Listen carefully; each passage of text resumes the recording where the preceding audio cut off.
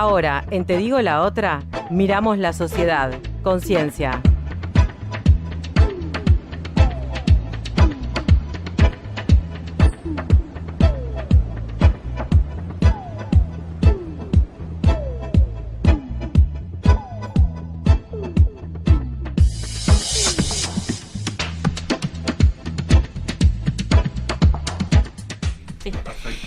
Bueno, y seguimos al aire entonces con más Te digo la otra. Como comentábamos al comienzo, vamos a recibir en este espacio de conciencia a Lorenzo Manini, integrante de la Comisión de Lucha por la Tierra y el Agua de la Federación de Estudiantes Universitarios de Uruguay, FEU. ¿Cómo estás, Lorenzo? Muy bien, muchas gracias por invitarnos a este espacio. No sé por dónde empezar. Sí, en realidad te queríamos consultar un poco, lo principal, por el comienzo. ¿Por qué habría que firmar para que se pueda discutir y considerar en referéndum la vigencia de la ley de riego?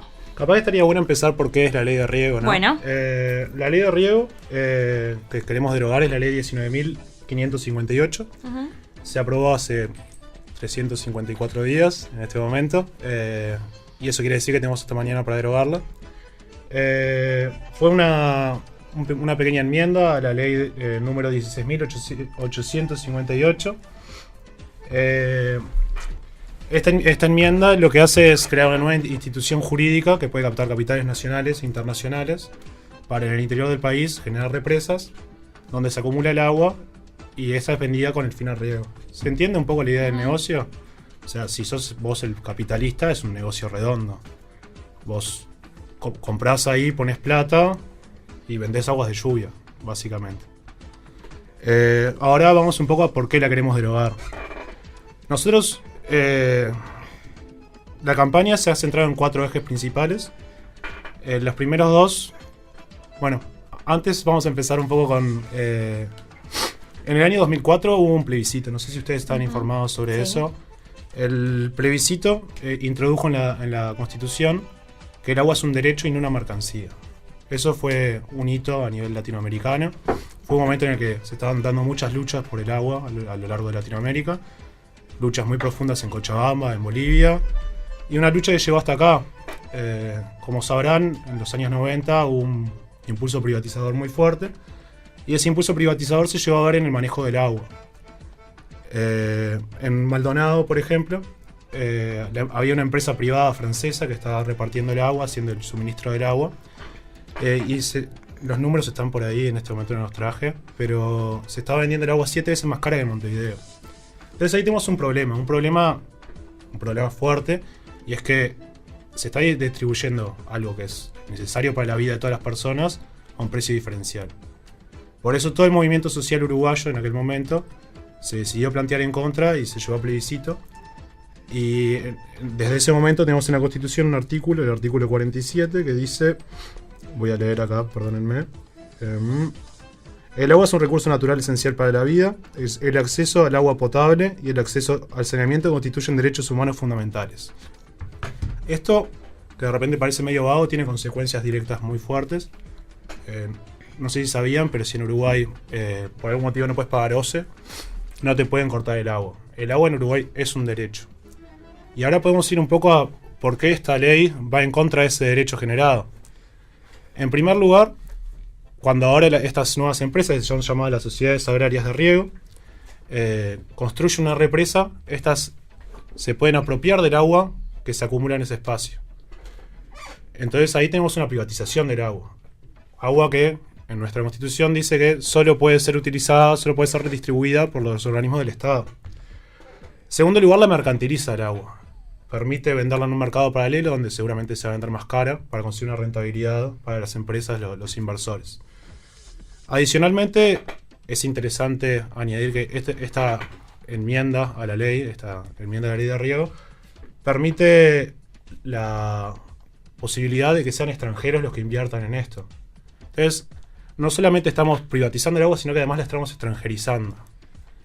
Eso, en la coyuntura actual, en la cual el agua está empezando a escasear a nivel mundial, En Sudáfrica el año pasado hubo problemas muy grandes con sequías, con falta de... Sí, Ciudad del Cabo estuvo a 2 días de quedarse sin agua del todo. Y México, Ciudad de México estaba también a 1 o 2 días de quedarse sin agua, estaba viendo hace poco también. Es un problema grave. Claro, estamos claros que el agua es el recurso escaso del futuro. Como economista les puedo garantizar que los recursos escasos hay que valorarlos. Y permitir una extranjerización en este momento tendría consecuencias negativas para los uruguayos. Más no hay que olvidarse que Uruguay está parado encima del acueducto de Guaraní, que es una de las concentraciones de agua más grandes del mundo. Es obvio que los grandes capitales internacionales van a estar interesadísimos en venir a apropiarse de esa agua que va a escasear tanto en un futuro cercano. Eso es en realidad, ahí tenemos 2 grandes motivos por los cuales estamos en contra. Es inconstitucional porque privatiza y mercantiliza. Ya eso para mí es bastante contundente, pero la parte más complicada, y en realidad acá de repente no soy el idóneo para contarles, es que la ley de riego contamina. ¿Alguno de ustedes es del interior? Sé que vos, Flo, no. No. Pero No. Yo soy del interior. No. No profundo, pero del interior al fin. Mi viejo es de la ciudad de la costa y algo que me pasaba siempre es que yo dejaba algún tachito ahí. Que Claro, hay un problema cuando el agua se deja estancada mucho Exacto. tiempo por cianobacterias, ¿no? Por la contaminación que genera el hecho de que el agua esté quieta, ¿no? Exacto. Y eso es tal, al punto incluso de que los primeros lugares que se declararon en contra, no los primeros, pero como instituciones fuertes, fueron la Facultad de Ciencias y la Facultad de Química. Yo sé que de repente es una falacia de autoridad, pero cuando la Facultad de Ciencias se pronuncia en contra, y no estoy hablando de los gremios, ni sindicatos, ni que también se pronunciaron en contra, pero la facultad como institución realmente deja ver que es algo serio. Yo, aparte, al ser miembro de la Comisión en Lucha por la Tierra y el Agua, tenemos una preocupación extra. Creemos que esta ley, este movimiento es además un símbolo de una lucha mucho más grande, y es el enfoque de desarrollo que está tomando nuestro país, que toma nuestro país en el día, que es un enfoque netamente productivista. Y acá va un poco de economía crítica. En los medios, en la prensa escrita especialmente, se le da mucha relevancia a los impactos que tienen distintas medidas en el PBI. Cuando mirabas las exposiciones de la ley, las primeras 4 o 5 páginas, te vendían cosas muy bonitas como desarrollo sustentable, pero hay pequeñas joyitas metidas en esas exposiciones que después de un par de talleres de leerlo y investigarlo con más profundidad, nos mostraron que no es un modelo de desarrollo que sea interesante.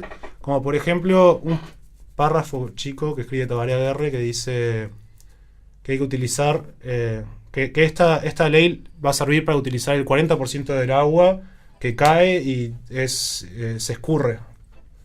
O sea, es tratar de sacarle productividad y rentabilidad hasta lo más chico que pueda haber en el mundo. El agua de la lluvia. Y además en un país donde el agua, por ejemplo, la cuenca del Santa Lucía ya está recontra contaminada, los fertilizantes, toda la política agropecuaria ya la ha arruinado. O sea, en sí sacarle hasta la más mínima moneda a algo que no está en su mejor momento ni siquiera. Exacto. Y ahí, bueno, como economista también, los incentivos son algo interesante de ver.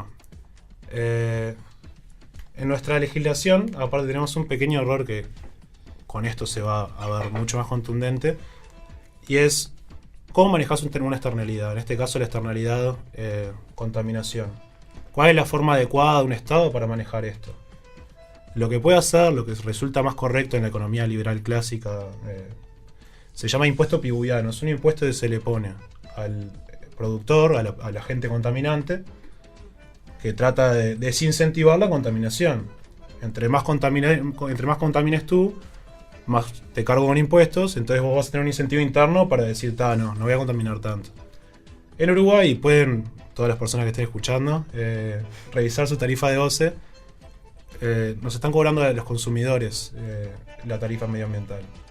Esto tiene una consecuencia de incentivos bastante directa. Vamos a tener una industria que se va a preocupar poco y nada por contaminar, porque no tiene ningún incentivo a dejar de contaminar, y unos consumidores que van a pagar cada vez más por un agua cada vez más contaminada.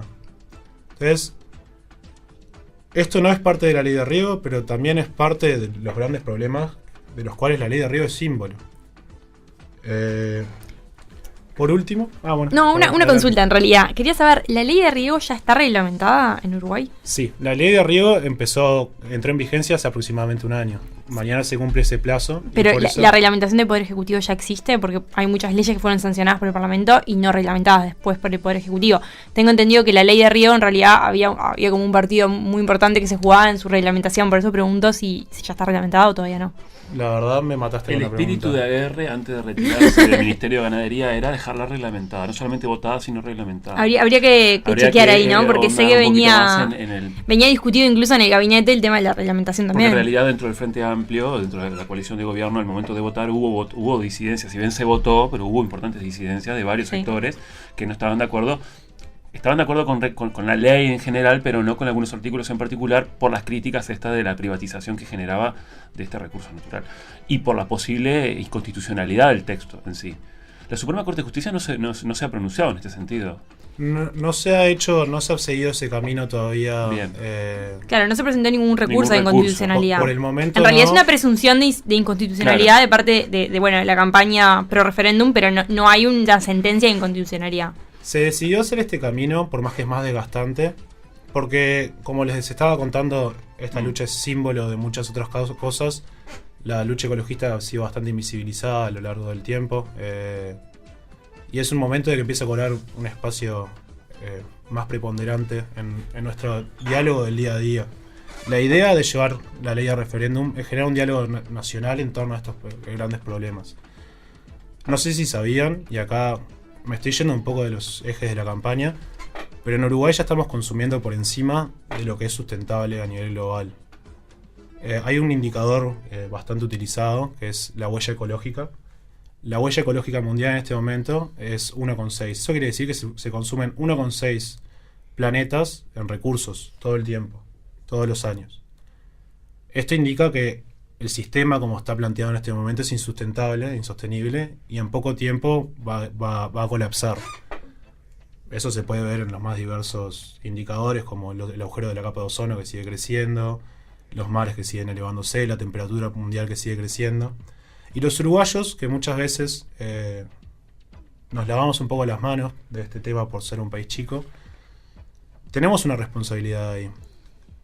Capaz que es un poco filosófico, pero me parece que está bueno seguir el imperativo categórico acá de Kant, y no podemos contaminar nosotros más de lo que debería contaminar cualquier persona en el mundo. En Uruguay estamos consumiendo 1,3 planetas si todas las personas consumieran como un uruguayo. Entonces, acá tenemos algo que repensar también como seres humanos, y es nuestra relación con el consumo. Hasta ahora, y acá también va por la forma de ver la economía, los indicadores más importantes utilizados para hablar de bienestar son el consumo, el crecimiento del PBI. Y estos son indicadores que son obsoletos al día de hoy. Son indicadores que ya no pueden reflejar el bienestar porque no son sostenibles a largo plazo. Creemos que esta campaña es un momento clave para empezar a hablar de estas cosas que han sido relegadas y para empezar a ver que en Uruguay nuestro problema no es la falta de crecimiento, ni la falta de recursos, ni la falta de nada, sino que nuestro problema más grande es la desigualdad en el consumo. Tenemos un consumo por encima de la media, tenemos una cantidad de autos increíbles y los estamos tirando. Cada vez hay más basura, cada vez hay más microondas tirados en las calles, en los basureros. Hay que empezar a cambiar la forma que vemos nuestra relación con el consumo. Lorenzo, para finalizar, se puede firmar hasta mañana. Hay tiempo de presentar las firmas en Corte Electoral, ¿no? Por la vía constitucional que se eligió. Sí, exhortamos a todas las personas que incluso estén en duda a poder firmar en estos días. La idea es generar este diálogo nacional para poder llevarlo a instancias mayores. Uh-huh. Hasta mañana hay tiempo. Pueden acercarse ahí en la página vamos a publicar una página de internet luego, uh-huh, donde están todos los lugares para firmar.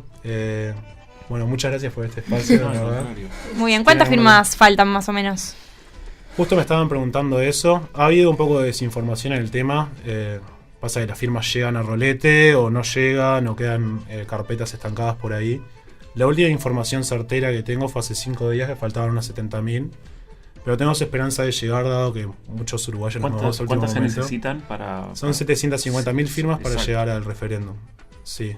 Pero bueno, el uruguayo es de demorarse con las cosas, Sí, así que tenemos sí. la esperanza de No, que... y en los últimos días se movió bastante, Sí, por lo mucho menos en más. redes sociales. Referéndum que se realizaría en la elección de octubre. En la elección nacional Sí, sería. sería en las nacionales. Sí, porque tiene que ser nacional. en la elección obligatoria. Sí, sí, la así primera que sí. Sí, sí. Perfecto. Se eligió la vía del 25% del padrón Del electoral, padrón ¿no? electoral, exactamente. Ujú. Bien. Bien. Bueno, muchas gracias, Lorenzo, entonces, por estos minutos Muchas en gracias Digo a la Otra. ustedes. Te digo la otra. La política dicha desde otro lugar.